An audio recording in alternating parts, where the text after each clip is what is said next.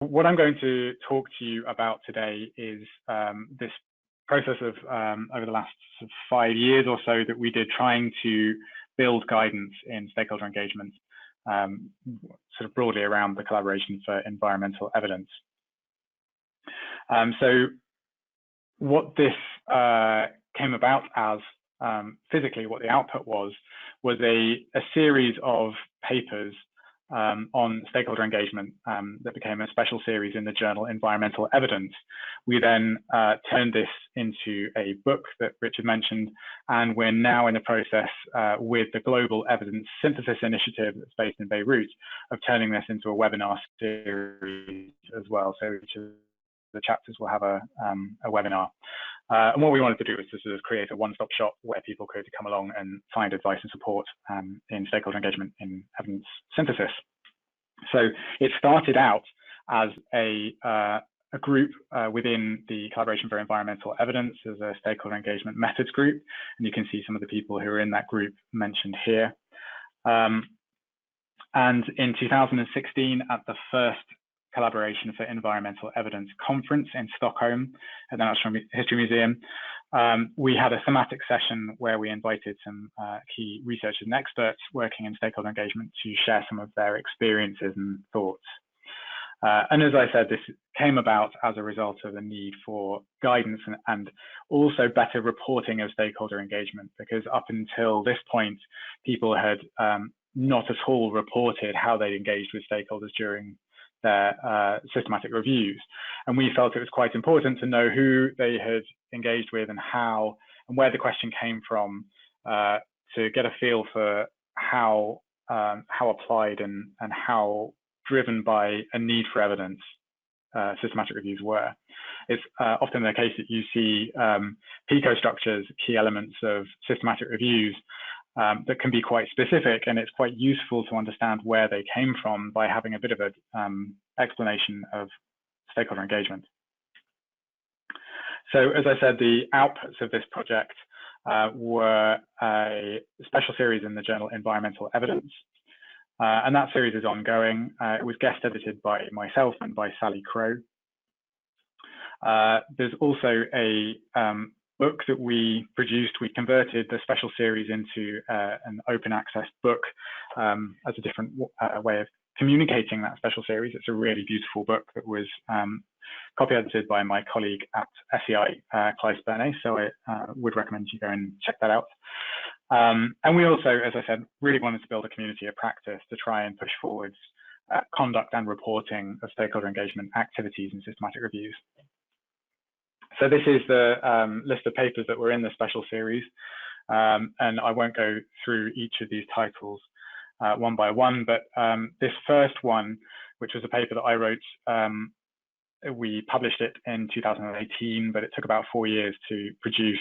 It was a framework for stakeholder engagement, and it was based on a thorough review, or what I would call a thorough review of the literature on stakeholder engagement and how people could engage with stakeholders at various processes of the systematic review and map process from a sort of methodological perspective. So this is that paper. I'm going to run through what we found and what we suggest now. So I'll first cover what we mean by the term stakeholder. I'll then move on to talk about why we engage with stakeholders, what the benefits are, or what the reasons for engagement are. I'll then talk a bit about stakeholder identification or selection, and then processes that are really useful to the bulk of stakeholder engagement when you look at it methodologically is stakeholder analysis and mapping. And then talk about achieving stakeholder balance or balance in your stakeholder group, and then phasing engagement throughout the process of your systematic review. So to start off with, I wanted to think about what we mean by the term stakeholder. We probably all have a fairly good understanding of what we mean by stakeholder, but often the exact boundaries of what we mean differ depending on the case study, the context, who we are, what our roles are. So from this 1984 book by Freeman, Stakeholder Management, A Strategic Approach, a stakeholder is technically any group or individual who is affected by or can affect the achievement of an organization's objectives. That's a pretty broad definition. We probably all agree with that theoretically. But problems start to crop up when people talk about specific groups of stakeholders and they use the word stakeholder. It's a very broad term. It's not particularly specific. So what we did was we conducted a survey of systematic review experts, people with experience of conducting systematic reviews, to ask them what their definitions of stakeholders were. And I'm going to put some quotes here. So one person said, people who are either affected by the issue or those who may be able to influence the issue. And that includes local people, producers, NGOs, or governments. And this comes from an environment and development perspective. Another person said, anyone with an interest in a particular issue or anyone likely to be affected by an issue or a decision. It includes poor people, researchers, research experts, systematic review methodology experts. Another person said, people that have an interest in the subject matter. That includes researchers and experts, those generating evidence and end users of evidence. It also includes subjects of conservation and development projects. A person or representative of an organization that's affected by an activity that is being reviewed in one way or another, and that includes scientists. Those who have a stake in the question, for example, policymakers, academics, educators, NGOs. Someone who has a stake in the findings, the issues have real meaning in their lives, someone who is affected by the review findings. And those in one way or another that use the information from a systematic review, mainly those in decision-making, for example, ministries, agencies on all levels, local, national, and international, and include scientists. So you can see there's, already we can see there's some differences there. Some people are talking about end users, some people are talking about anyone with an interest or anyone who's affected. And there's also a difference in the definitions in that some people are talking about whether they are affected by the issue, and another is whether they are involved in some way or affected by the systematic review. So we realized that there are some nuanced differences there. As I said, these are specific to conservation, environmental management, and international development, which is why there are some terms that might not be so relevant to you. But it highlights that perhaps there's a need for a better understanding of what we mean by stakeholders. So I'm going to argue for why a broad definition is more useful than a specific definition. So one of the people I work with used to refer to policymaker end users of our systematic reviews as stakeholders, and would exclude other people from the stakeholder group. So when we talked about stakeholders, as far as she was concerned, she was talking about policymakers, people who we could give our reviews to enact policy change. And I would argue that a broader definition is more useful. And my reasons are that public good systematic reviews, those are systematic reviews according to Sandy Oliver. These public goods reviews are ones that are published, they're made available widely, and are intended at being relevant for a large range of stakeholders. That's what's commonly published by the Collaboration for Environmental Evidence, by Campbell, and by Cochrane. So rather than just being specifically produced for one particular end user, which would be a private good systematic review,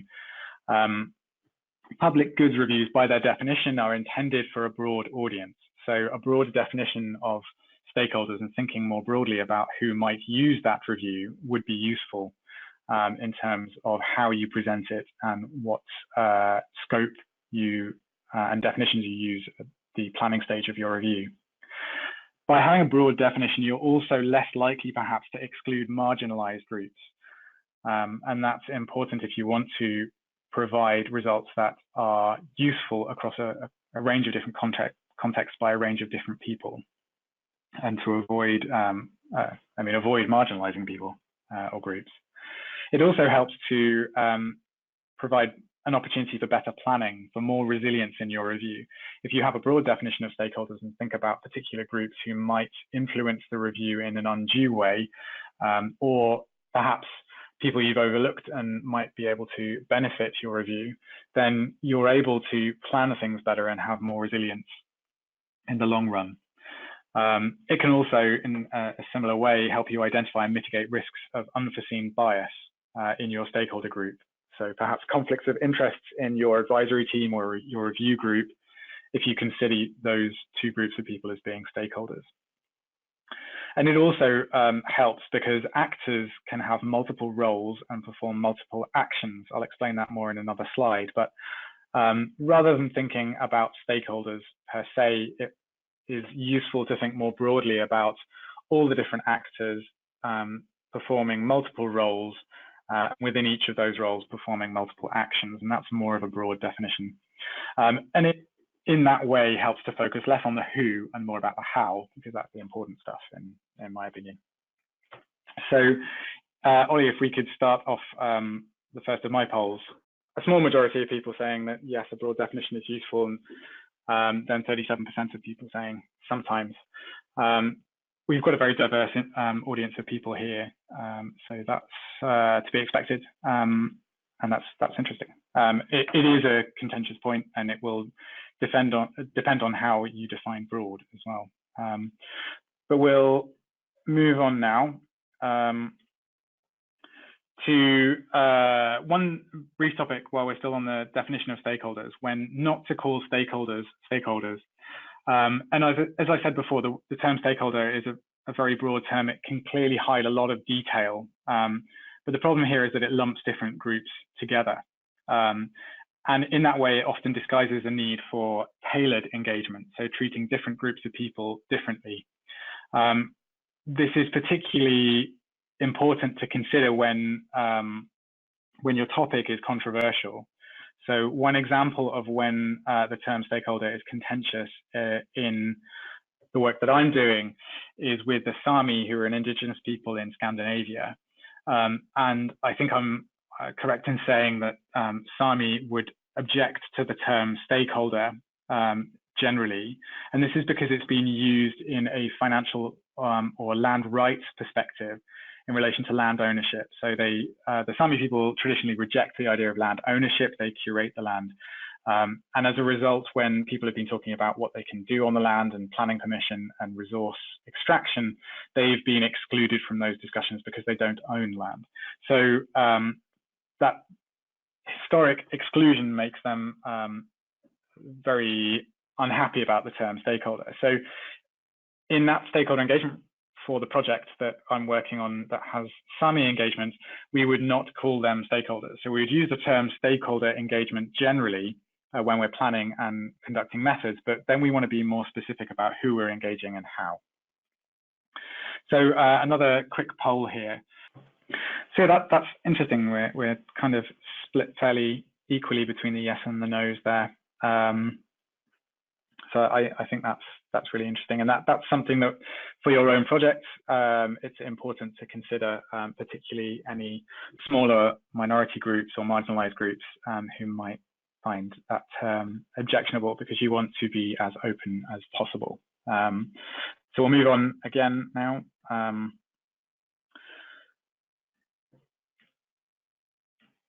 So what I wanted to talk about next was why we should engage with people in stakeholder engagement.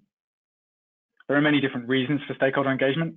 One is that we have a moral obligation as researchers because we're dealing with public issues and because we're typically publicly funded. Many people consider that we have a moral obligation to involve the public. It's also been shown in the field of environment or ecology that engaging with stakeholders provides more knowledge, and arguably when you have more knowledge being inputted from a diverse range of groups, you have a better picture and a better understanding of a system. It's also been shown to provide a greater public acceptance of projects. So when you engage with stakeholders, you're more likely to have those interventions and those projects be acceptable to the public.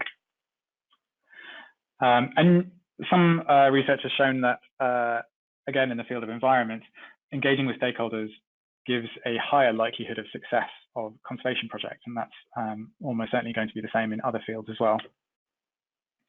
We also have evidence that shows that engaging with stakeholders provides broader communication, broader outreach of projects. and that it can have an increased impact on decision making as well. So another poll here. So I've shared those results there. So yeah, that's interesting that moral obligation and access to more knowledge are the leading ones. But good to see that people are engaging with those results in general. Again, so we'll move on now. So what we did in this study in our paper was to come up with a conceptual model of how stakeholders can be engaged with in systematic reviews, and we decided to think in more detail about how stakeholders engage, and we split that action, that process of stakeholder engagement, into 3 different steps or categories. The first is that there are different types of actors.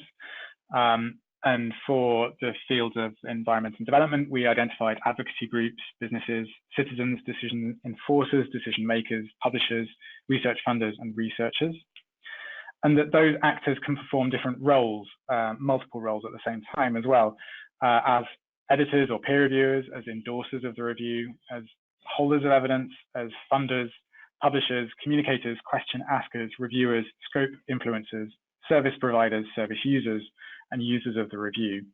And that within those roles, they can perform various different actions at any one point.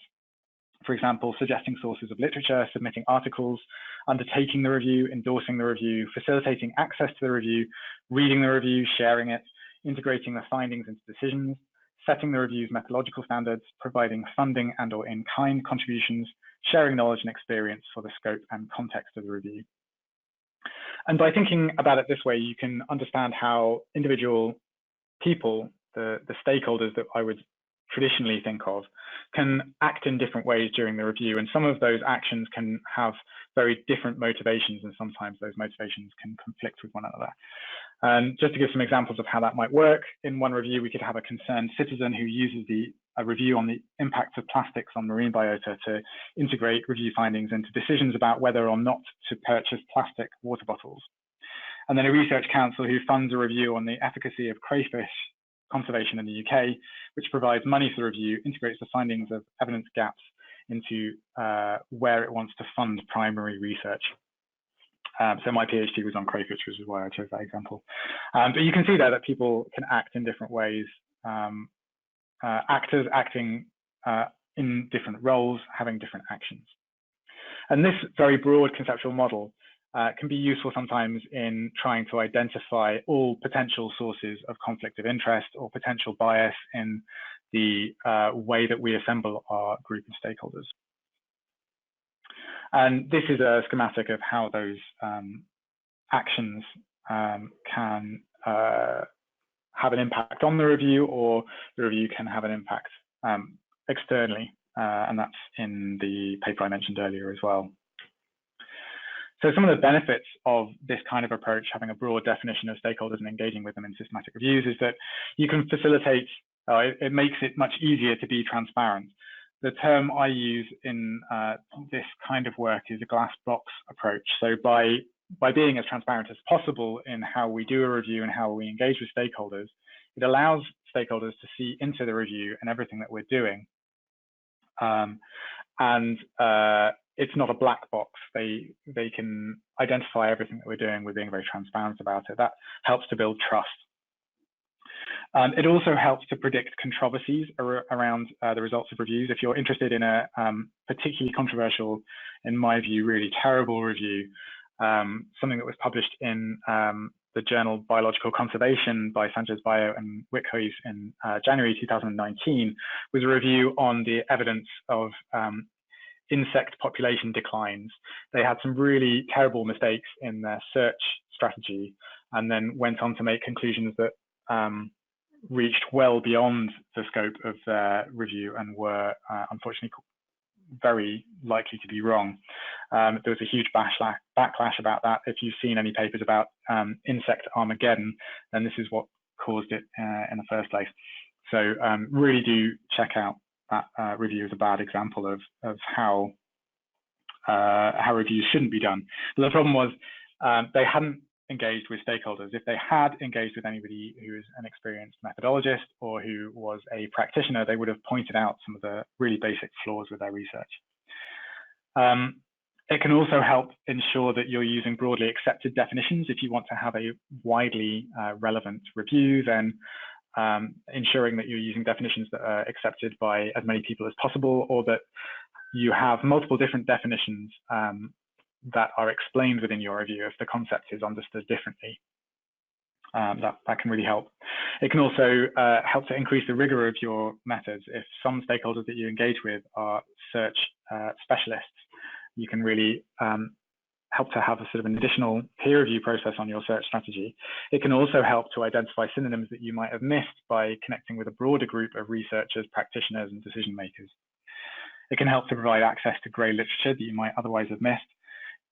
You can go some way to endorsing your review, getting endorsement from key stakeholders, and get acceptance from the broad stakeholder community by engaging from an early stage, because of a feeling of ownership, a feeling of involvement, and hopefully a feeling of satisfaction. That then helps communication and helps to set your review up to have a good impact. You can also use your stakeholder group to help tailor your communications. You can ask different groups of stakeholders how they want to be told about your review. Do they want a short video? Do they want a one-page fact sheet? What kind of language do they want? You can actually ask them to help you out to check some of the communications media to see if they understand all the terms. You can also help to document the impacts and monitor how your review is impacting decision making by engaging with stakeholders from an early stage, because you're building a network, a communication with stakeholders, and it can really help to set you up to demonstrate that your review has had impact because you've engaged with people along the process. And another benefit is that you can help to build capacity across groups who perhaps have so far not been connected to evidence synthesis, rigorous evidence synthesis, and evidence-informed decision-making. So you can help to build awareness and build capacity for rigorous evidence synthesis and evidence-informed decision-making, and related topics like critical thinking, by talking to people about the methods that you'd be using in a systematic review. And many of these issues I'm talking to you as if you're a systematic reviewer, but if you're not, then it applies equally the other way around. If you're interested in critical thinking, then approaching systematic reviewers and asking them how they're going to be designing their critical appraisal can be useful for them to help prompt them to do a good job and to think carefully about it.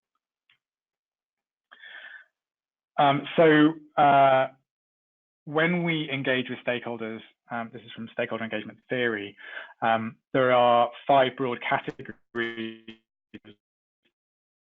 From, on the left, informing stakeholders, which is typically common with research-driven topics that are conceptualized and conducted largely in isolation by researchers.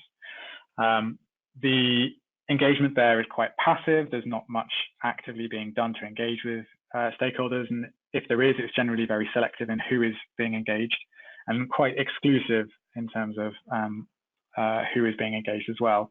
And there is typically a sense of no or limited ownership by stakeholders outside of the research group. And then we go through a spectrum of consulting stakeholders, involving stakeholders in the project, and then collaborating with them and empowering on the far right. Stakeholder engagement that ends up empowering people is typically needs driven. So you're doing research that has been asked for and designed specifically to answer a need.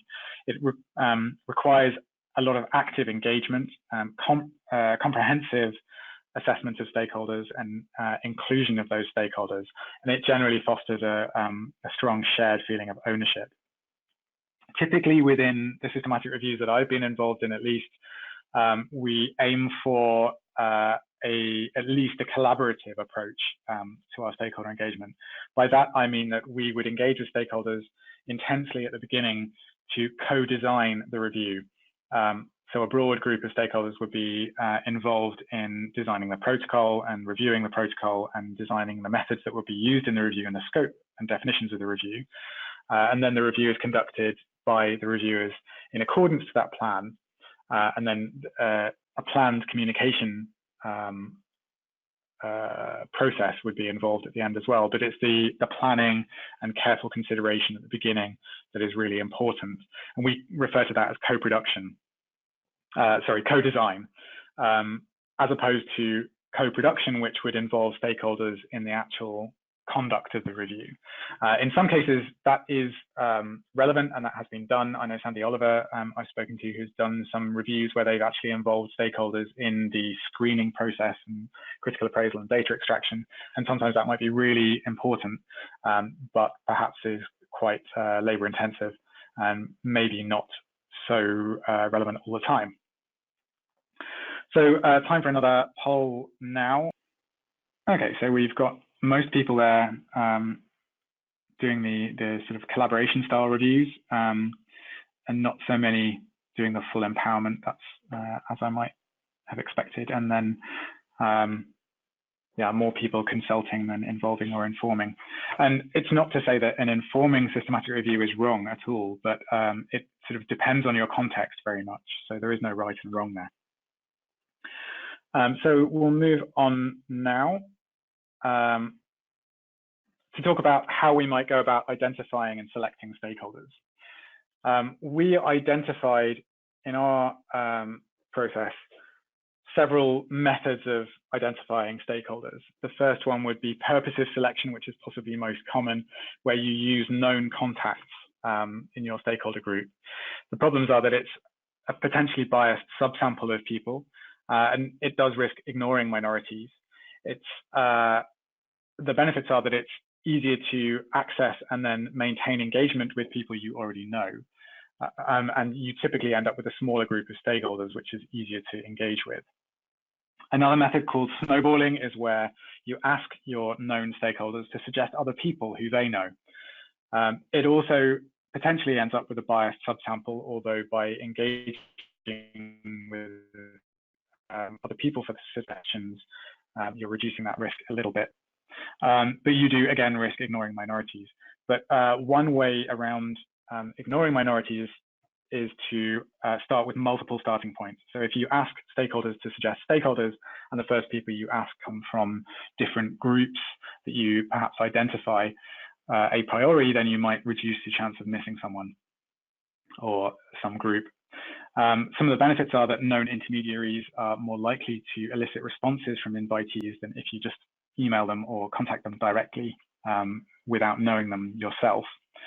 And by having multiple iterations, so 2 or 3 rounds with multiple starting points, you're less likely to ignore minorities.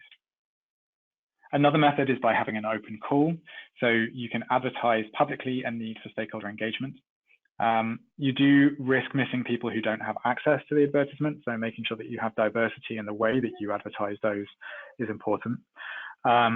You might end up with an unmanageably large group of stakeholders, and you have to be careful to avoid misunderstandings about the aims of engagement if you have a very public advert.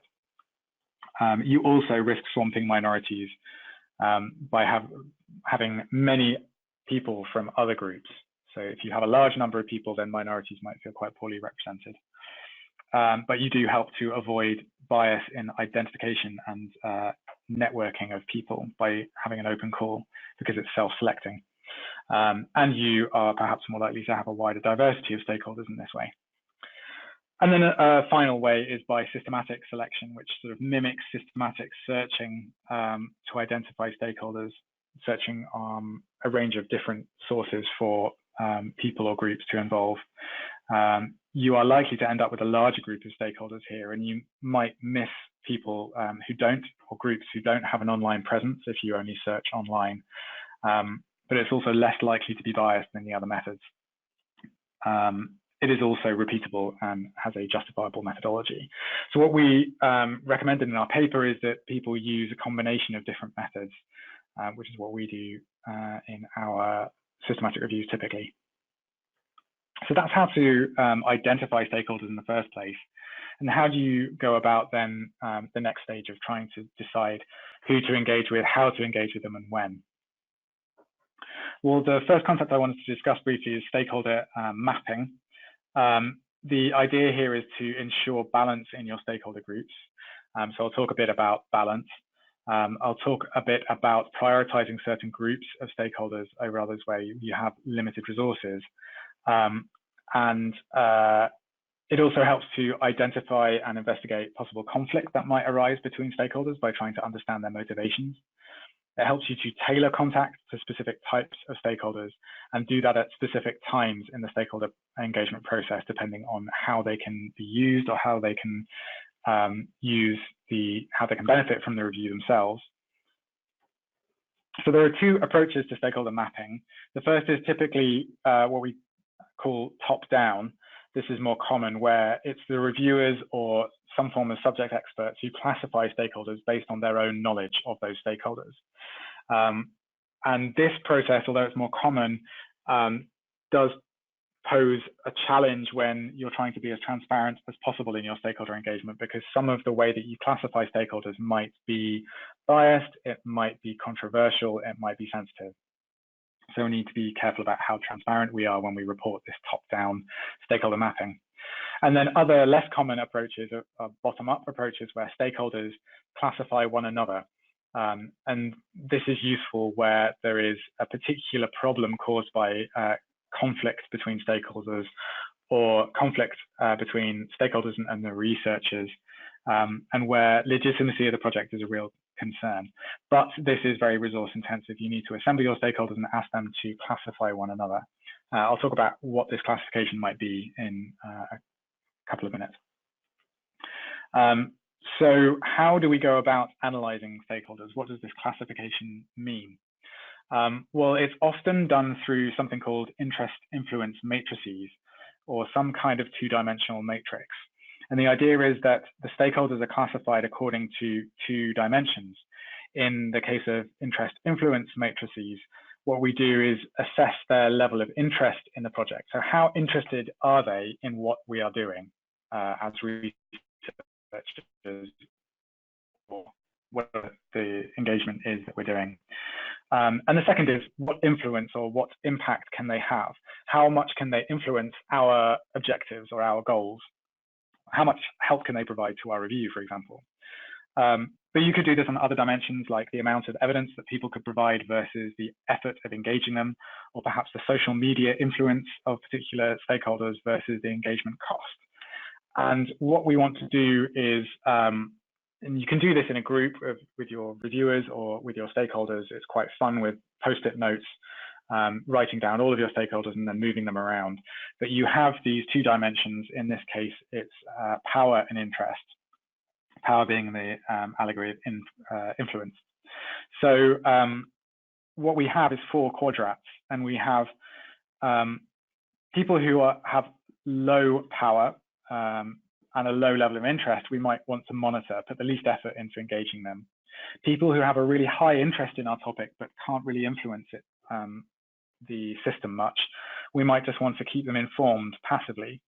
People who have a lot of power but a low level of interest in what we're doing, we would want to keep them satisfied. And then people who have a high level of interest and a high level of power, we would want to manage quite closely, perhaps. And we might want to move people from one quadrant into another as part of that engagement. So if we have people who have a high level of influence but low interest, we might want to increase their interest.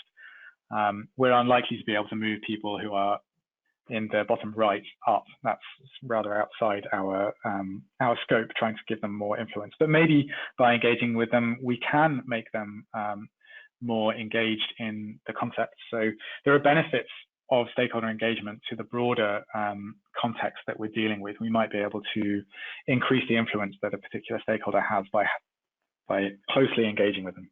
So it's really worth thinking about. Moving on now, I wanted to talk about balance, phasing, and planning in the review process when it comes to stakeholder engagement. So when we're thinking about how to achieve balance, what we mean by balance in terms of stakeholders is the representation of all main interests, views, and opinions. So we just want to make sure that those interests, views, and opinions are all, as far as possible, represented. What it is not is a quantitative or proportional representation. We don't want to make sure that we represent our stakeholders in proportion to their population in our group. And the reason for that is that we will swamp minorities. So if you have marginalized groups and you try to represent them proportionally or quantitatively, we would likely end up with far more people from the majority who are usually listened to. What we want to do is to allow all relevant groups or individuals to have their say. And we want to do this by trying to empower marginalized groups where possible. The thing about balance is that it's most evident when it's absent. It's difficult to say that we have a balanced group, but it's quite easy to point out where we've got unbalanced. And it's worth thinking here about other issues than just balance in relation to what we want. So it's important to think about other issues of social equity and diversity when we are assembling a stakeholder group, as well as the conceptual or role balance that we're interested in. And this is because it's important to think about the impact of assembling a group of people, the impact that diversity has on the people who are assembled. So it's worth really thinking about social equity and other issues of diversity when we're gathering people together. Moving on now to phasing engagement. It would take a lot of effort to engage with all of our stakeholders throughout the whole process of a systematic review, and we would probably bore people to tears if we tried to do that as researchers. We also recognize that stakeholders who are not conducting the review are very busy people, and they might not want to get daily emails about how many citations we've screened that day. So thinking about how to phase stakeholder engagement is really important. If you remember back to the actions from that conceptual model of actors, roles, and actions, those actions come at different stages of the review process. So sharing own experiences, for example, in terms of helping to set the scope of the project happens early on, whereas reading and sharing the review and facilitating access to the review happen towards the end of the review or after the review is finished. So not thinking here about who, but thinking about how stakeholders can be engaged. It's useful to phase those out to see whether you think you want to engage with people in particular ways at the beginning, the middle, or the end of the review process. Much of stakeholder engagement happens early on, but we might want to think carefully about when we engage. So I've just noticed time is moving on, so I'll speed up a little bit. In terms of planning engagement, we'll want to think about how we should invite people. Should it be a closed call, an open call? How do we invite people? How do we engage people? Do we do that in meetings? Is that individual or group meetings? Skype, for example. Do we have different engagement for different actors? This might be really important if we have a conflict in our topic and we can't have the same people in the same room. We might also want to think about climate change and saving people a journey and spending a whole day when actually we could get their input very efficiently by a Skype call. We want to be very clear in what we want to ask them for. Are we asking them for support, for endorsement, for suggestions or comments? People always want to know how they're going to be able to input. So being very clear from the start is important. And then we've already talked about when to ask. But how is important as well. So many people may not be familiar with systematic review methodology, so being careful about what terminology and what explanations we give is important to avoid fatiguing and overcomplicating issues. But we also want to try and be as transparent as possible. And clear objectives are really important as well. So there are a number of challenges. You've probably started to think about these already with stakeholder engagement. One is bias. This is a table from that paper, the framework paper that I mentioned earlier on that this is based on. I wouldn't expect you to read this now, but it just helps to show that there are a number of different biases that can creep into how we engage with stakeholders. This isn't necessarily bias in our review, but if we assemble a biased group of stakeholders, then we might have problems with the scope and the definitions in our review. So these kind of biases are important to think about. One example is identification bias, where we end up with a group of people who we already know, and we mismarginalize groups and have a lack of balance. But we can mitigate that by having a combination of different methods for selection. So this table helps to identify what mitigation methods can be used to get over those biases. And I'll move through that now. And we know that systematic reviews take a lot of time. This is from a project that we did to identify which stages of the review process took the most time. And administration and planning took by far the most of all of the processes. And that's when stakeholder engagement really would be the most active. And these other stages as well. So it's important to plan carefully and be efficient and smart with our stakeholder engagement as well. So this is just a set of challenges that we've identified in that paper, that stakeholder engagement could divert resources away from conduct of the review. It's difficult to maintain balance and representativeness in our group. We need to manage the expectations of stakeholders. We should avoid overwhelming them. We need to avoid undue influence from particular stakeholders. We might want to provide anonymity, but at the same time give acknowledgement. So managing those two is a bit of an important trade-off to think about. Often there is conflict in topics, so managing stakeholders in our review and thinking about conflict is important, and how to manage it. And we need to maintain long-term interest without sort of swamping people with emails every day. But we should also avoid tokenism. So a lot of early stakeholder engagement work in systematic reviews in my field was quite tokenistic. It was done because they felt they had to, not because they felt it would be useful. It might be that your team requires stakeholder engagement training, or you might want to bring in a stakeholder engagement specialist.